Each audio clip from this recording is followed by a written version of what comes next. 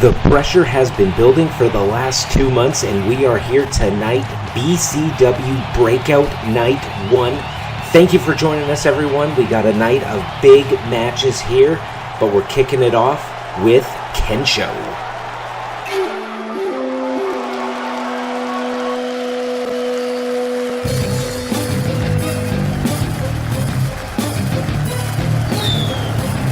Fighting out of the red corner, standing 6 feet, 4 inches tall, and weighing 245 pounds. He is a world-renowned striker from Tokyo, Japan, Kensho. Thank you for joining us, ladies and gentlemen. Kicking it off tonight with tag team action, we have Kensho and Tafik taking on flips per second. Kensho and Tafik have been tagging up the last few weeks and they have been on a roll, but tonight they're taking on an established tag team in flips per second. Flips per second, they've had some ups and downs in their tag team career here the last 8 weeks in BCW. But I think going into this match, it's going to be the teamwork. Who can work the best as a team? Is it going to be Kensho and Tafik, who are primarily singles competitors, now tagging up for the last few weeks? Or will it be the established team of flips per second? We are going to find out. In addition to that, we got a bunch of big matches here tonight as well. But let's get to the big man, Tafik.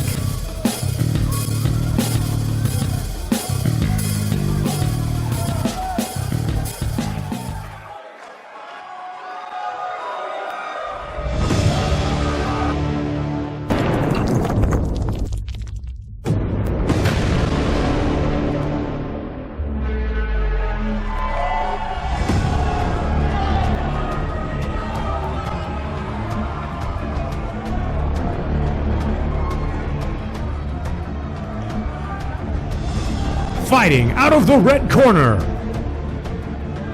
standing 6 feet, 5 inches tall, and weighing 300 pounds. He is a brawler and a striker, hailing from Copenhagen, Denmark, Tafik.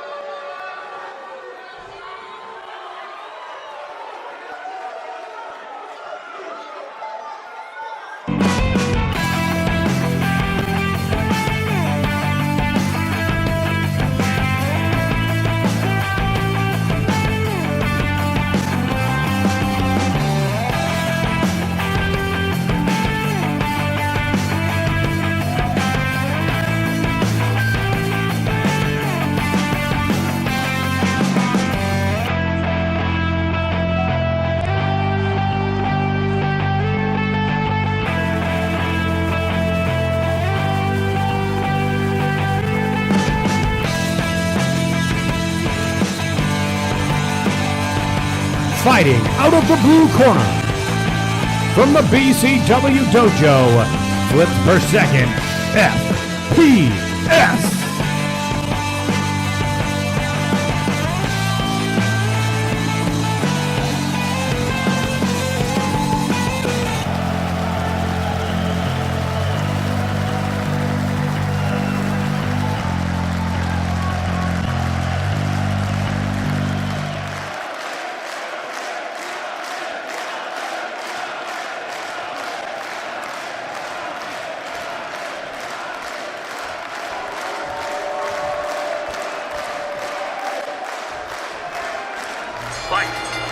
The bell is rung, the match is underway, a historic night, the first match of the first BCW pay-per-view Breakout. Flips per second taking on Kensho and Tafik to kick off this historic night.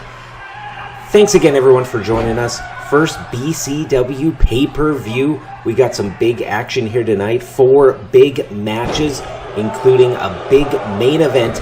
BCW World Tag Team titles will be on the line. Hard Limit taking on the Gamechangers. It is a must-win situation for Hard Limit. It is win or essentially go home. They have that huge BCW fine, and they got to pay it off. They're going to need that win bonus. They're going to need to win the tag titles.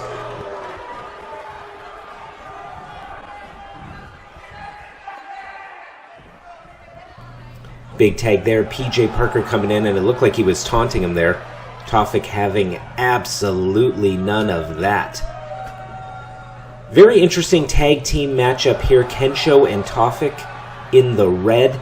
Primarily singles competitors, not used to tag team competition. Whereas Flips Per Second is they're tag team specialists. They're new, but they are tag team specialists. So we're going to see how that plays out here tonight. And the match is here. We got, coming up, main event, Hard Limit in the Gamechangers. We also have Jacob Akane taking on Xander in a big hoss battle. Victor Payne taking on Tony Rizzo. Tony Rizzo is the BCW head trainer at the BCW dojo, and he's been training Flips Per Second since they started to get into professional wrestling. Very different styles between Tony Rizzo and Flips Per Second. Tony Rizzo is a big, huge hoss competitor, uses that big power, whereas Flips Per Second are flippy boys, so as you can see there, flipping and flying. But Tony Rizzo has that experience. He knows all the tricks of the trade. He knows how to teach them the fundamentals, like there, snapmare, picking them up, picking them down. So these two young kids, although they're new, although they don't have a lot of experience, they are very well trained. I can assure you, Tony Rizzo has seen to that. Another big tag. Looks like lots of frequent big tags here from Flips Per Second, which is what they're going to have to do. DDT. Kicks him up. Big assisted wheelbarrow suplex.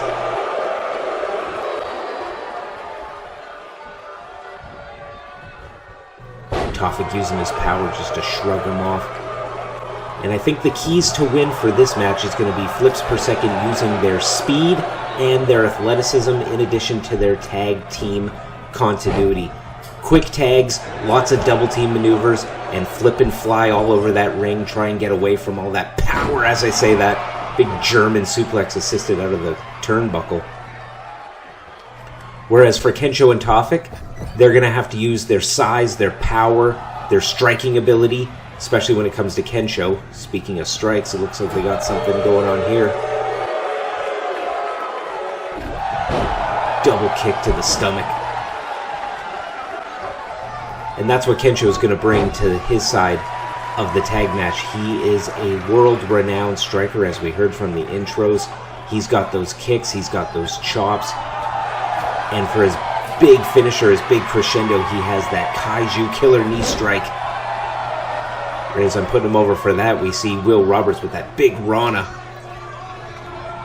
Oh! I thought he was going to throw him outside over the top rope, but did a misdirect and just hit him with that big shot. And speaking of big shots, big flurry there. And that might be part of their strategy, is use some of their own moves and own tactics against them, using a bunch of big strikes from Will Roberts to Kensho. Normally I would say you do not want to trade strikes with Kensho, but Will Roberts looks like he's having some success in the last few seconds here doing that, so if it ain't broke, don't fix it. And another big strike there.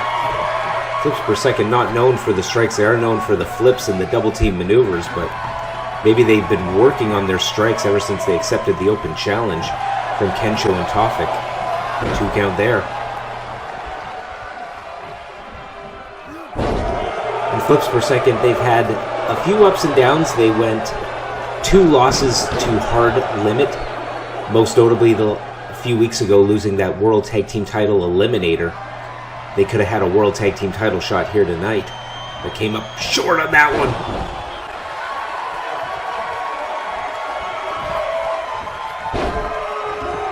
Whereas Kensho and Tafik, they started out the first few weeks here in BCW, racking up some singles wins. Then they had a tag match, got the victory, and kept rolling with it.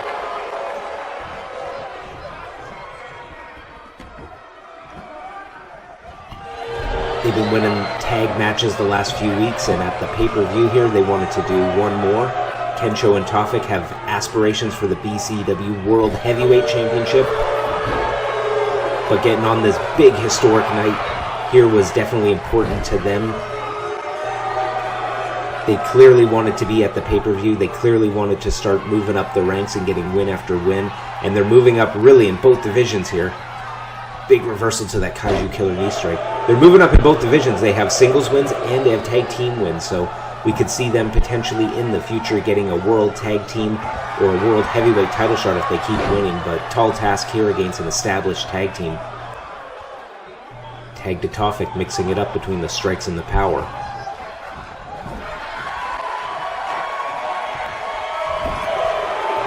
Gets reversed and Tafik sends him back. And Will Roberts here in the ring. Oh, and the referee down. Referee not sure if he was checking on Kensho or what he was doing, but he missed that one. Moot point now because he got back up. But as I was mentioning, Will Roberts in the ring here. He went one-on-one with Victor Payne a few weeks ago, and Victor Payne is a huge individual, so I don't think he's got any qualms about facing bigger men. And he looked real good in that match. He almost beat Victor Payne with a move almost like this. This is what cost him, though. Big 630. That's it. It's over. PJ Parker goes, oh! PJ Parker just jumped right over him and got to Kensho. If Tafik did not kick out of that one, that would have been over. That 630 was brutal. That was the move that he missed against Victor Payne, but I think if he would have hit that, he would have beat Victor Payne. It was Victor Payne's second match, but he had him on the ropes. Wow. And from what I surmised from the beginning, flips per second have executed what I assume to be their game plan to perfection, mixing it up. Big flippy moves, lots of speed, and actually trading some of the big shots with Kensho. I think it's a bit confusing to Kensho and Tafik. I think they thought they'd come out here and just be able to dominate, but with moves like that, oh no, missed it. Oh, and he's going for the edge of Valhalla here. Gets him up, and good night. Right to the mat. Oh, and he makes it. Very, very smart tag team tactic right there. Hitting the big move, but knowing you got to get your partner in, working through that pain for the next few seconds to get that tag, and then rolling out so you can recover. Very, very smart move from flips per second. They're young, but they got some good moves. They got some good training, as I mentioned at the beginning. But against power like that, with that big power bomb.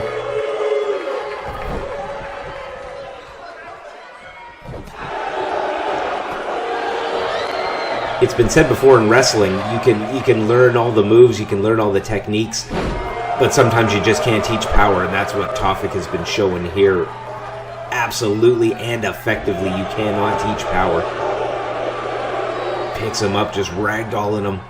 And as well as flips per second has been executing their game plan, I think Kensho and Tafik have been executing theirs. Big power moves by Tafik, big strikes by Kensho. But a lot more frequent tags from flips per second. Tafik's been in there for a little bit now. I think he might need to make the tag just so he can stay fresh. He gets slammed there on the outside of the ring. Without question, you always want to make those tags and you want to keep fresh, and Tafik's getting a little bit dominated out here now, getting some big moves on the outside. And if they can keep hitting him, it plays to flips per second's advantage. To try and hit those moves on the outside, if you can use that thin matting, or you can use the guardrail or the side of the ring to your advantage, definitely use it. A lot harder hits if you can hit them on the outside of the ring. Misses there, went for a big move, and he goes for a big chop, reverses again. Oh, and he picks him up. The burning hammer just obliterating his spine. This could be it.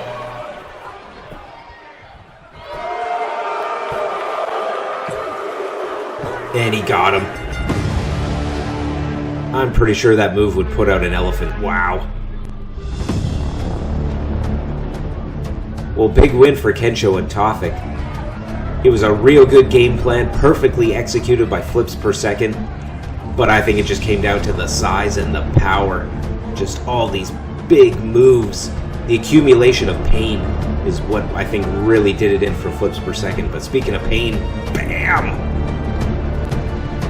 And look at PJ Parker just jumping right over him, shortening that distance, getting right to Kensho. If it wasn't for Tafik kicking out, that would have been over.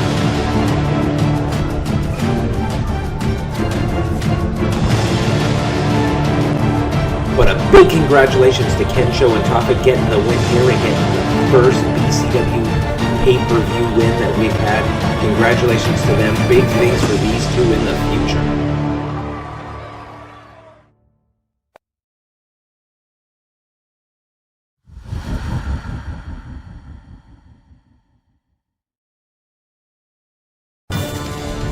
And coming up next, we have Tony Rizzo taking on Victor Payne.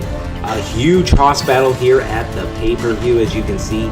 6'9", 375 taking on 6'1", 315. Powerhouse versus powerhouse.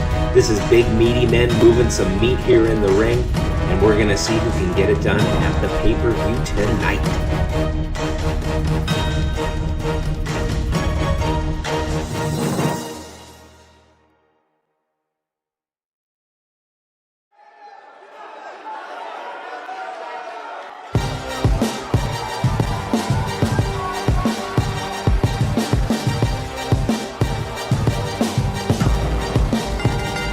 Ladies and gentlemen, the BCW head trainer, Mr. Tony Rizzo.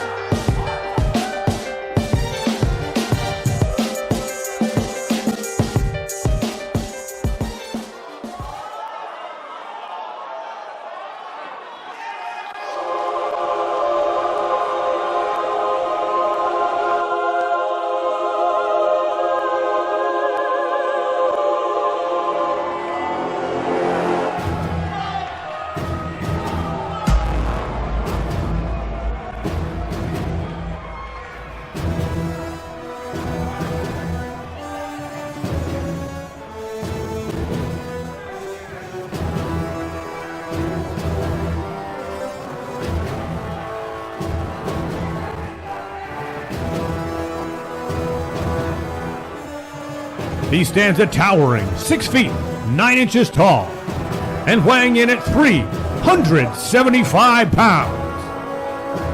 Ladies and gentlemen, this is Victor Payne.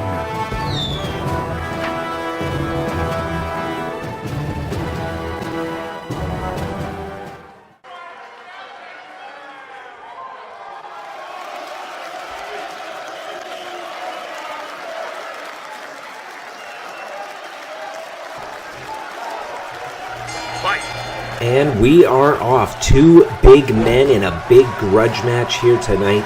Victor Payne versus Tony Rizzo. Tony Rizzo, the head trainer of the BCW dojo. He's got a ton of experience, and he's got some big size, not quite as big as Victor Payne, but he can definitely go tit for tat with him. Whereas Victor Payne, he's basically a 1980s G.I. Joe supervillain. 6'9", 375, biggest, heaviest man on the roster. Causes a lot of problems for anyone that he's faced so far just because he's so big you can't do your normal moveset to him. You got to figure out new and creative ways. But Victor Payne is definitely the biggest competitor that Tony Rizzo's faced, and Tony Rizzo is the biggest competitor that Victor Payne has faced here. So we're going to see what they can do here tonight. And speaking of what they can do, picks him up. Oh, a big slam. Goes right for the pin. Does not get it, but just picked him up. Tony Rizzo, over 300 pounds, and Victor Payne just tossing him around like he's nothing, using all that power, using all that size, and really all that height. When you're 6'9" and you pick up a guy and he's at your waist, that's about 5 feet off the ground.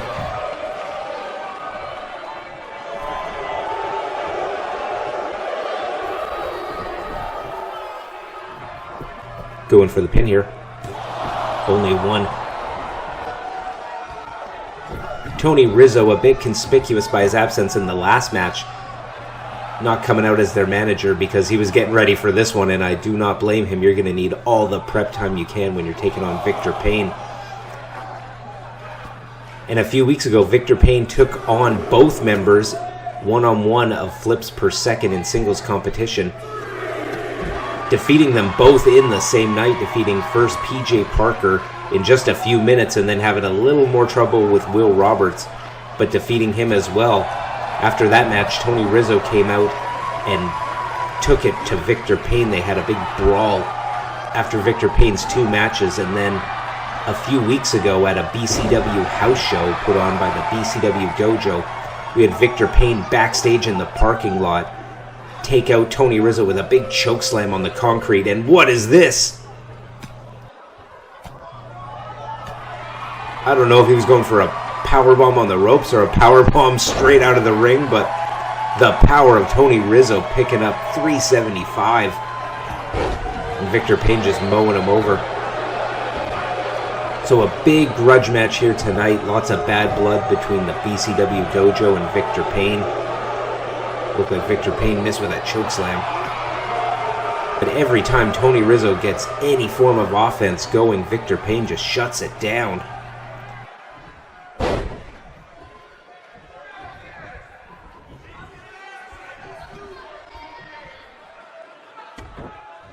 And he goes right for that nerve hold, trying to shut down the neck of Tony Rizzo. You might have to work on that neck a little bit more with a big, thick neck like Tony Rizzo's, but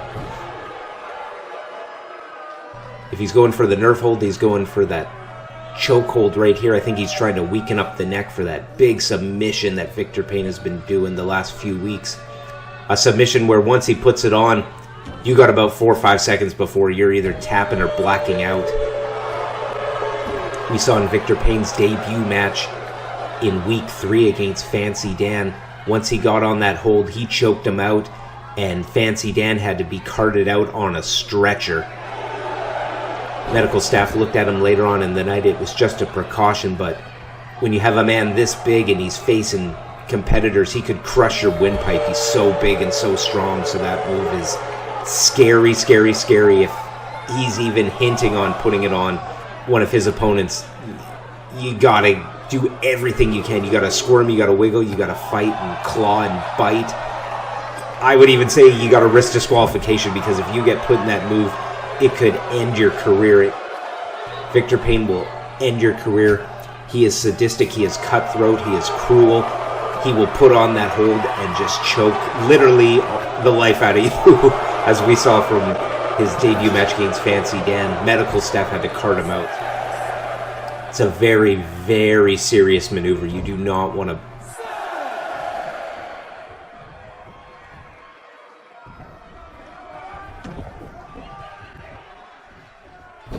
Victor Payne going for the leg here. Not a bad strategy with the double knee pads on Tony Rizzo.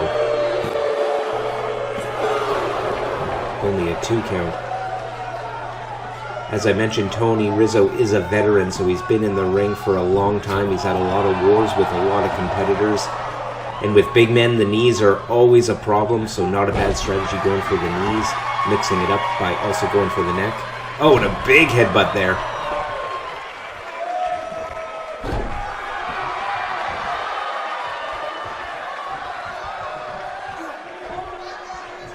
Rizzo got him on his shoulders, but Victor Payne just wailing.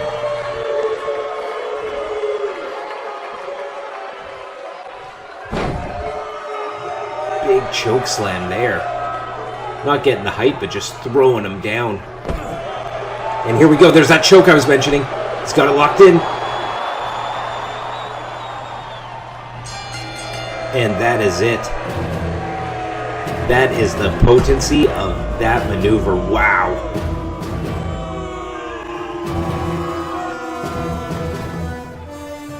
Here is your winner by submission, Victor Payne.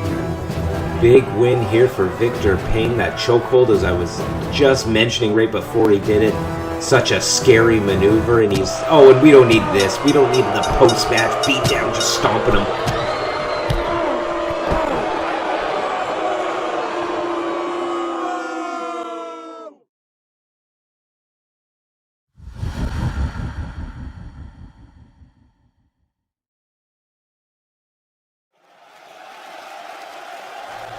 BCW Breakout is brought to you by Fastrol BMX, Bike Hard. And by Slim Jam, snack into a Slim Jam. And by Pro Wrestling Pants. Go to ProWrestlingPants.com now.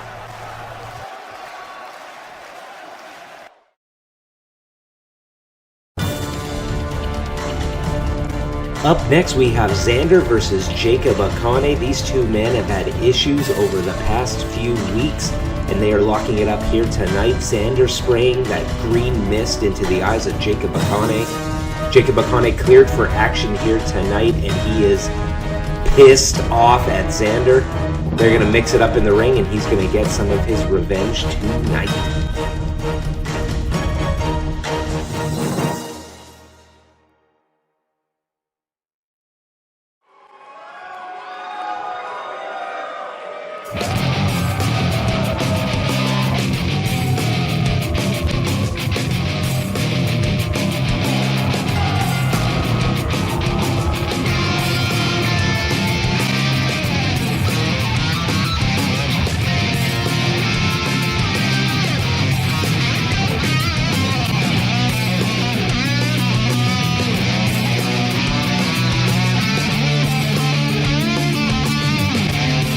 He stands 5 feet, 9 inches tall, and weighed in at 210 pounds. He is a hardcore and deathmatch wrestler who brings over 10 years of experience to the ring. From parts unknown, he is the hardcore icon, Xander.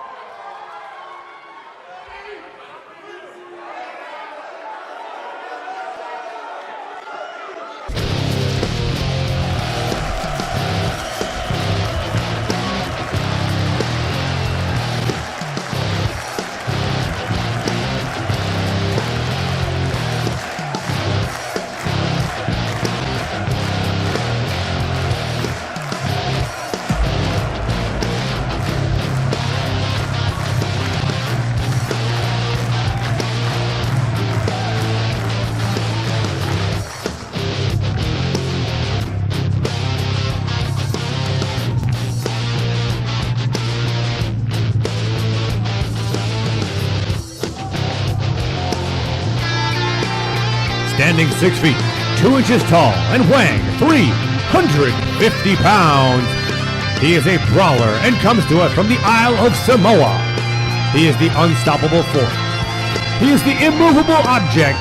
He is Savage Jacob Akane.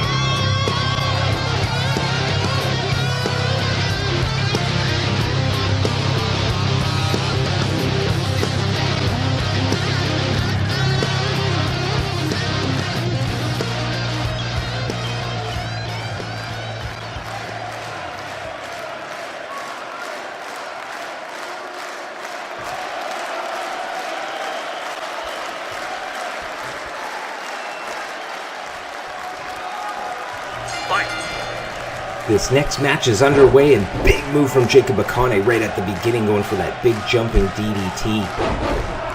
Xander versus Jacob Akane. I would have to say this is going to be a battle here tonight to see who is the biggest, toughest man in BCW. Xander is a hardcore and deathmatch wrestler, and he is one of the most durable. He has one of the most calloused skins here in BCW. He definitely feels pain, but I do not think he cares that he's feeling it, whereas Jacob Akane has been an absolute bulldozer. Every match he's been in, he's been dominant. No person has yet to really... Oh, and a big move there. No person has yet to really show up Jacob Akane. No one has put Jacob Akane in any form of danger as of yet. He has looked absolutely phenomenal every showing he's been in. Win after win after win.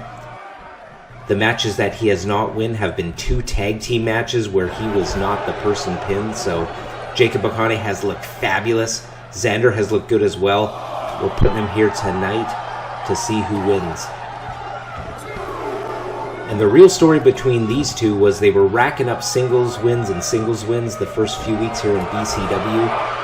And they were a replacement team when Hard Limit was kicked out of the tag title tournament. They were put in as two singles competitors. Our GM, Mr. GM, put them together as a tag team because of their outstanding singles record against the Brotherhood. In the first round, these two men, Xander and Jacob Akane, went on to defeat the Brotherhood to advance to the tag team title finals, where they lost to the Gamechangers, who are up next in our main event, where Xander got pinned and Jacob Akane did not take kindly to that. Anytime he teams up with anyone, it's win or get your face smashed in. And they did not win, so he looked like he was going to smash Xander's face in, much like he did to a mere big money man.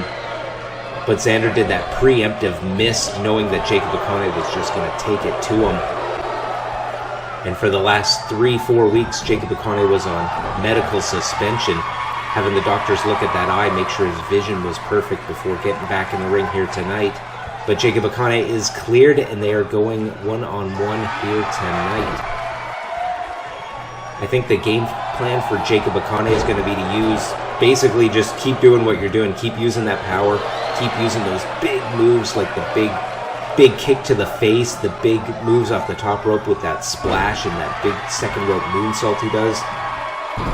Whereas Xander, he's been using that mark of Xander, that big DDT that he uses to end matches, and he has that knee brace, which I'm almost 100% sure he uses as a weapon. And there's that moonsault I just mentioned.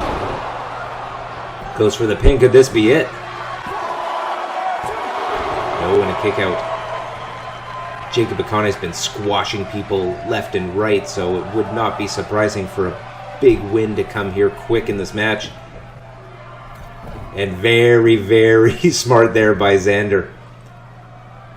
Xander has over 10 years of experience, and I think he's using all of that to his advantage there. He got hit with that big move. He saw Jacob Akane going up for that big splash, which he's used to win matches before.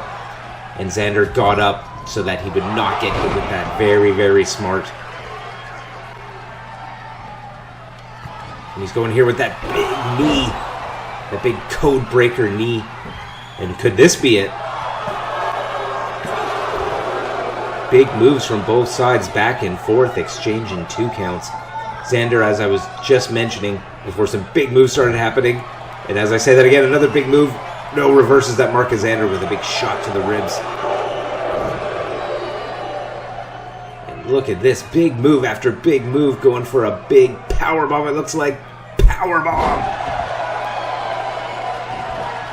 Wow, we've had moonsaults, big knees to the face, mark of Xander attempts, big power bombs, going for the big splash here.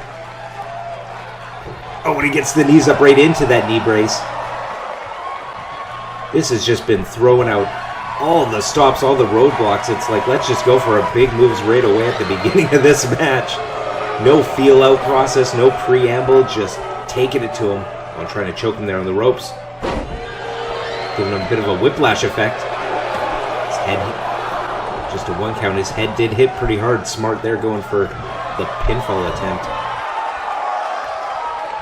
And yeah, both these men just saying, let's just throw it all out the window. Let's just do big move after big move after big move. And Jacob Akane's feeling it there. And a big shot over the top rope. And going to the outside, you'd think it would have to favor Xander. Being a hardcore and deathmatch wrestler, you think he'd have a little more familiarity with the outside, but not when you're getting slammed all over. And Jacob Akane just decided to use his head with that big headbutt. Access to steel stairs, guardrails to the outside, but opting to use the hardest thing he can find, which is his head.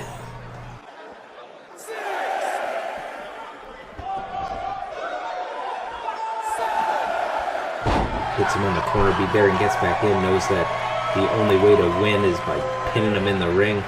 Taking a quick little breather there. Oh, and a big Samoan drop.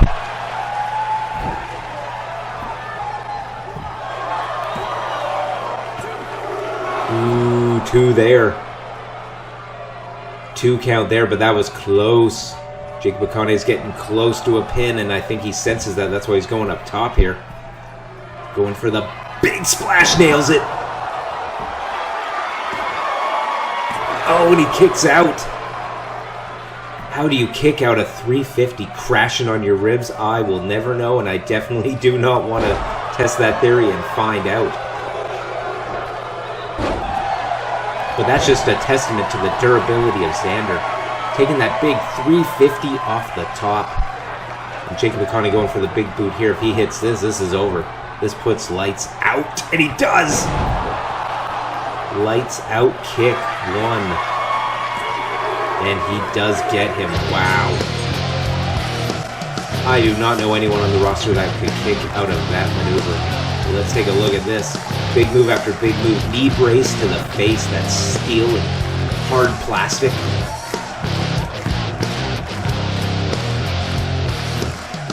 Followed up by the big splash that he attempted right into that knee brace again. That knee brace is Xander's best friend. Big Samoan drop, just crushing the ribs. Every move just crushes the ribs of the opponent of Jacob Akane. Sets up for so many moves. That back foot moonsault, the splash off the top, the Samoan drop, and boom! I don't know how he kicked out of that. Showing his triple toughness on that one.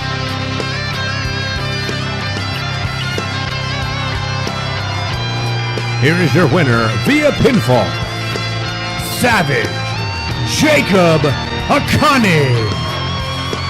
Can anyone in BCW stop Jacob Akane?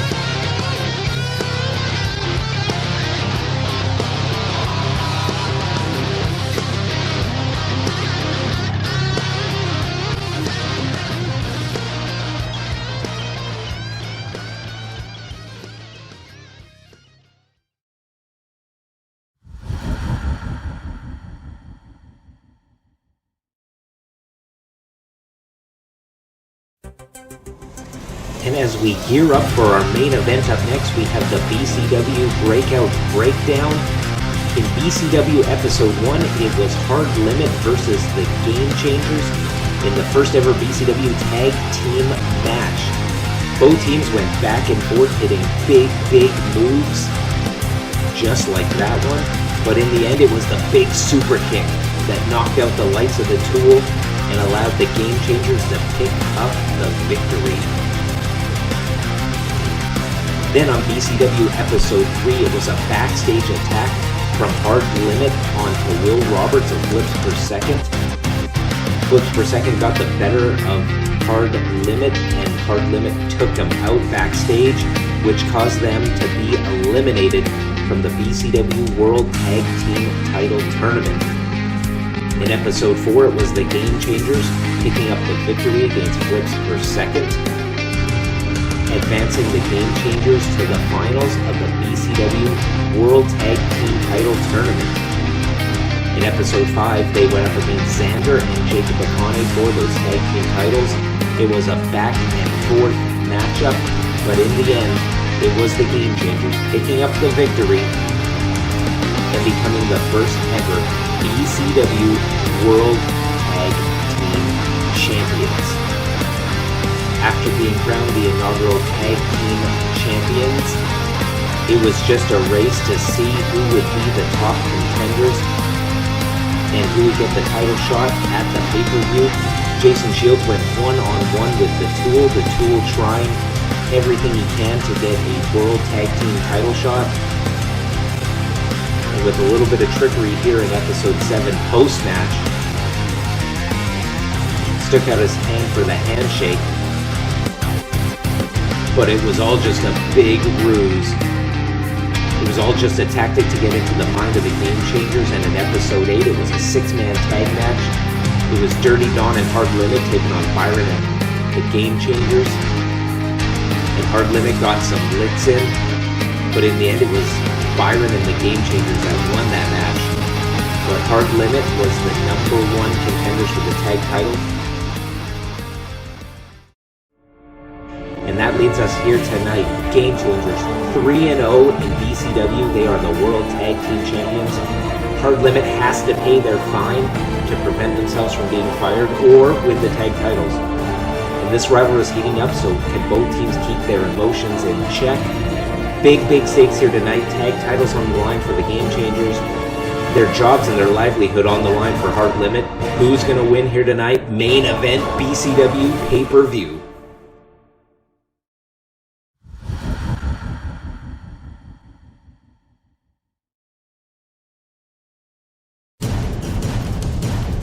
The following contest is your main event of the evening, and it will be a tag team match.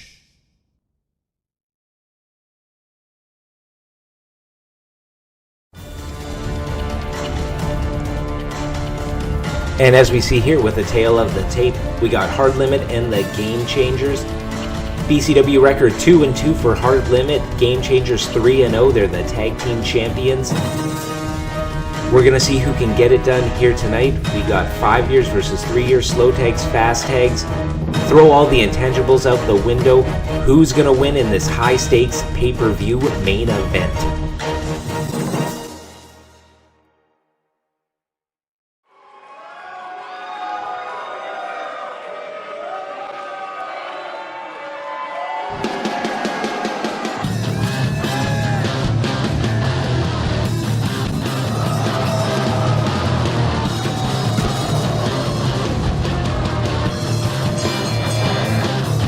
Ladies and gentlemen, the following contest is for the undisputed BCW World Tag Team Championship.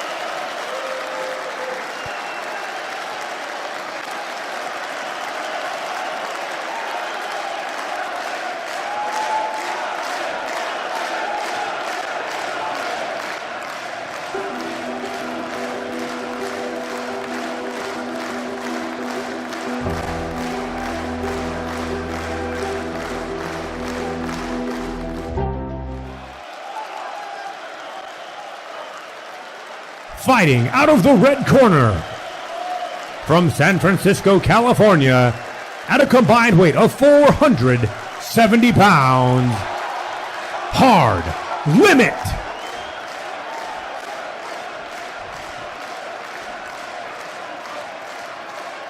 Fighting out of the champion's corner, at a combined weight of 465 pounds, Adam Ace. And the real deal Jason Shields, the Gamechangers.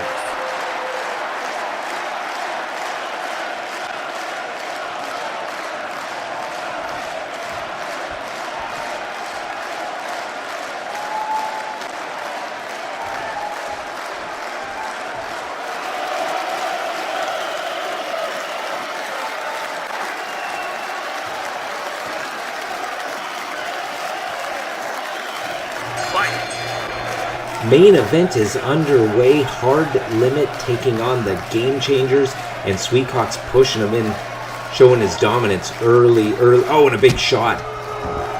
showing his dominance early in the match, and Jason Shields trying to get in, saying, what is all that about? Not opting for the clean break, and a big kick there. Hard Limit coming out hot for this match. And the Gamechangers do have their World Tag Team titles on the line, but even more arguably on the line for Hard Limit. They got that fine, so they gotta get the win bonus here tonight. They gotta win those tag team titles. Otherwise, they're fired. If they don't do it in the next few weeks, they are gone. They gotta pay that $50,000 fine. And if they can win the tag titles, without question, they're not gonna be fired if they're the tag champs. Management will not vacate the titles. Oh, and a big double team maneuver there from the Tool. Hard Limit looking good, strategizing, having a great game plan early on in this match. But it's big stakes for Hard Limit. They either gotta win the match to win the tag titles, and they gotta win the match to get that win bonus to help pay some of that big huge fine. They've been making essentially zero money from those commercial ads from Pro Wrestling Pants. I can't see them making any money from those, so the money they got to make is from winning matches and winning those tag titles. You get a huge win bonus, which might clear up that fine. So huge stakes here for Hard Limit. But they're not going to win the match if they're playing on the outside here. Just trading shots. Just repeatedly slamming them into the side.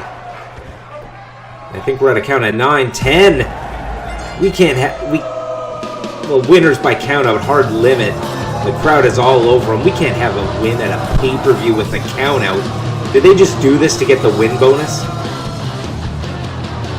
The Gamechangers were counted out, but they still keep the tag titles. But was this all just for the win bonus? Was this just so that they could pay the fine? Here is your... What's this?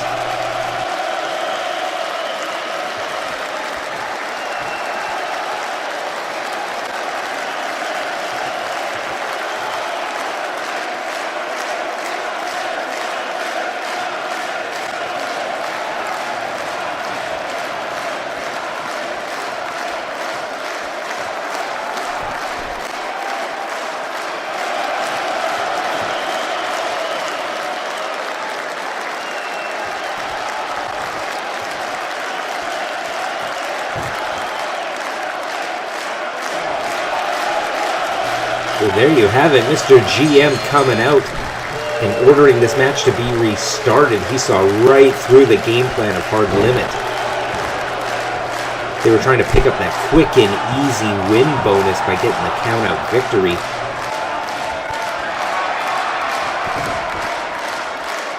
Hard Limit opting, it looked like, to get that count-out win just so they could get the pay-per-view win bonus. Opting to have a victory over the Gamechangers, maybe to live to fight another day to get another opportunity for the World Tag Team titles if they got a count-out victory against the champs. I think they just wanted a quick, easy victory, take the pressure off themselves for paying that fine, and then try and win the tag titles at a later date. But Mr. GM came out, saw right through that, and said, oh no, we're starting this match over again.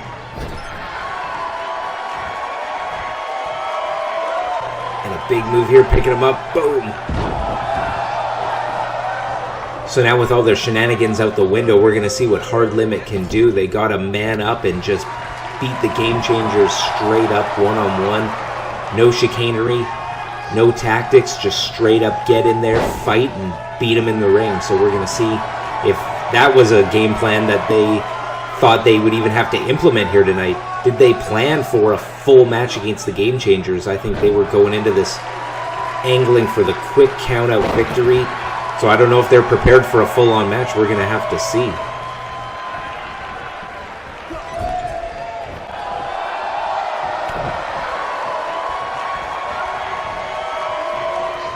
Sweetcock's taking Adam Ace back, trying to take him back to his corner. Very interesting development here tonight.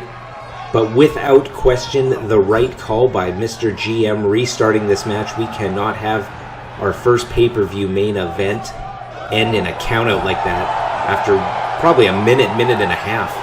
A big kick there from the Gamechangers. Cannot have our first pay-per-view main event end like that. So a decision I wholeheartedly support. A decision that as we've seen every single fan in the arena here and everyone watching at home supports.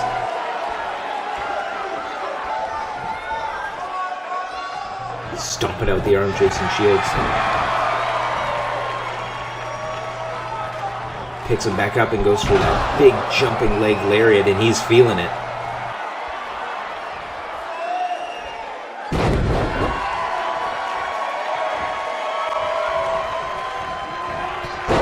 And a big shoulder tackle there, and we're going to have to see how their game plan plays out. As we've seen in tag matches in the past here, Hard Limit typically gets Sweetcox in the match for most of it. I'd say about 70% of the match.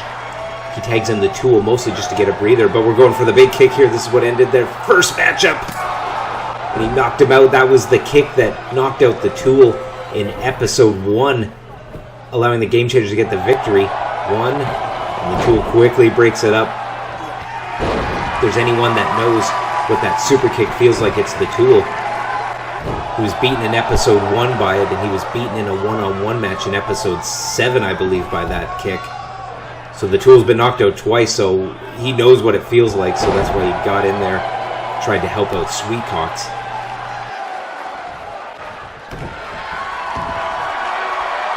Jason Shields just wrenching on it here. I know Sweetcox likes to be the one in the match, but I think he has to tag in the Tool. He's got to mix it up. He's got to get in that fresh man. The Tool has not fared super well against Jason Shields, but I think that's the move that you got to do. Whereas the Gamechangers, very evenly matched, very similar in build, style, skill. So they're almost a mirror match where it almost doesn't matter which one is in the ring. Hard Limit, on the other hand, they have that big man, the big Sweetcox with his groin-based offense, which we have yet to see in this match. That does a significant amount of damage. The groin claw, that big girthquake maneuver where he puts him in the ropes and just does that 7-10 split, as they say. Oh, speaking of splitting, you can split your head open by doing a move like that, just slamming the face into the mat on the outside. Very, very thin matting, does not provide a lot of protection. What's this move? Big backbreaker. Ooh, and that hurt him. Sweetcox tags out. Got the Tool in. Perhaps the Tool will fare better against Adam Ace than he did against Jason Shields.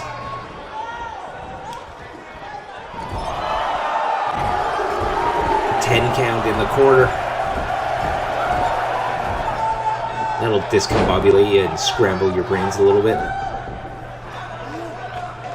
Not so much a pain tactic, but more of a disorientation tactic. He's picked him up and chops out the back of the leg there, reverses it. Adam Ace does.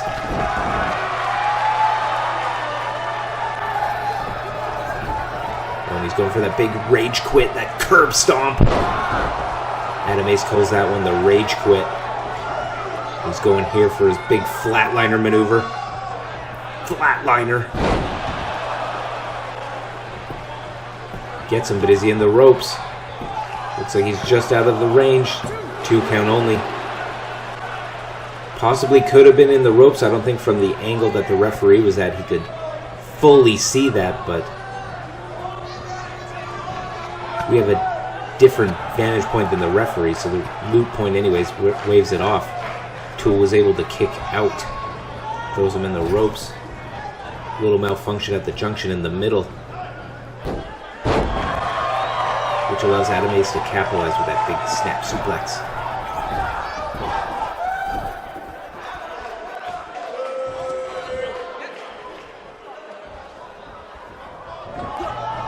And the Gamechangers here tonight having a very smooth game plan of back and forth, tagging in and out, doing these big moves like this for a leg drop.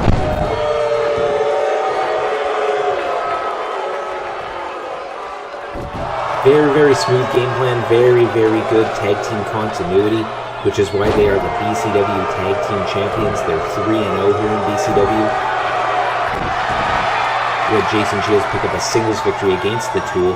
And we had Adam Ace, who looked absolutely amazing in his one-on-one contest against Dirty Dawn for the BCW World Heavyweight Championship. So Adam Ace is at that top tier caliber level, same with Jason Shields, which is why they're the tag champs. They've been a team that no one has found the answer for to beat. But the advantage is that Hard Limit did face them in week 1, so they've been in there with them. They know what they can bring.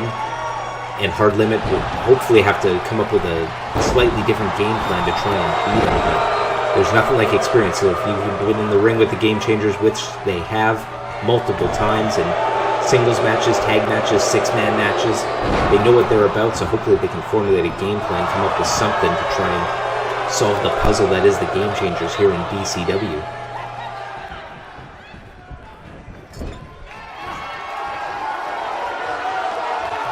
Throws him back, and just between the history of the Tool and Jason Shields, I think the Tool has got a tag back in Sweetcox, which he was trying to do just a moment ago there.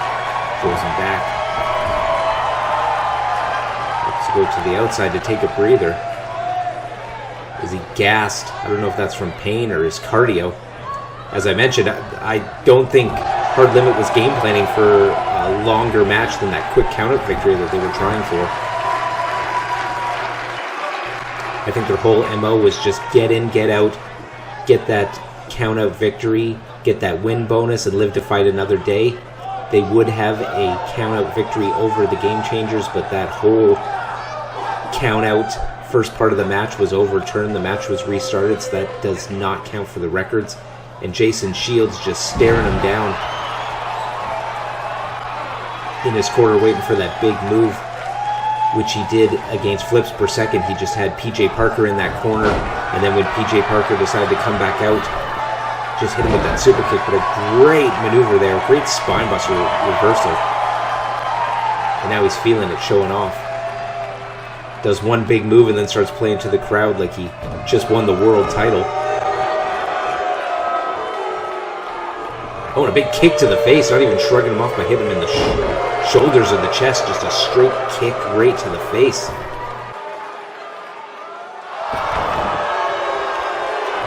Jason Shields rolls to the outside, needs a reprieve. Bit uncharacteristic. The Tool going to the top rope. Is he going for a big maneuver? And he does! Wow! Not a move characteristic of the Tool going to the top rope, but it did pay off. Clearly paid off. That big cross body, but using, looked like the elbow or the forearm right to the skull.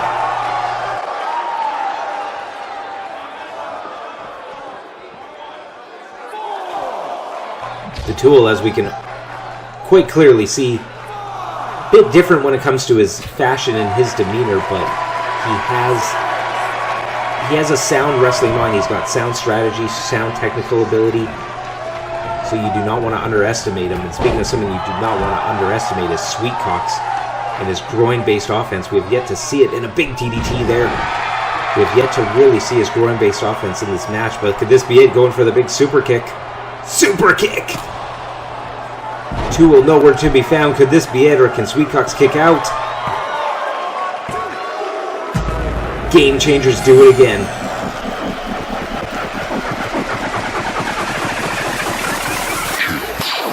Here are your winners and still undisputed BCW World Tag Team Champions, the Gamechangers.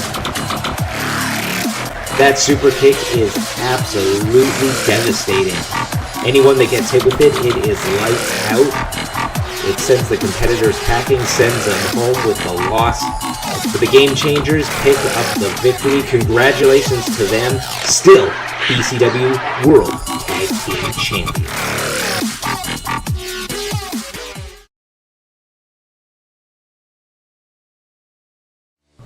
A big night of action here tonight. We kicked it off tag team style. Tafik and Kensho picking up the victory against Flips per Second. Tafik getting the big pinfall victory. He looked absolutely amazing in this match, but Flips per Second, no slouches as well. Up next we had Victor Payne taking on Tony Rizzo, choking him out with that big submission victory. That move is probably the most devastating move in BCW, and he picks up another win with it. Jacob Akane took out Xander in a hard-fought match. Big moves in that match, back and forth. No preamble, no game planning, just big move after big move on both sides. But Akane picks up the victory. Then in our main event, we had the Gamechangers taking on Hard Limit. Jason Shields knocking out Sweethearts with that big super kick to retain the BCW World Tag Team title.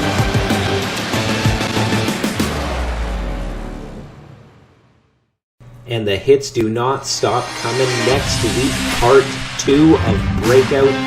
We got 4 big matches.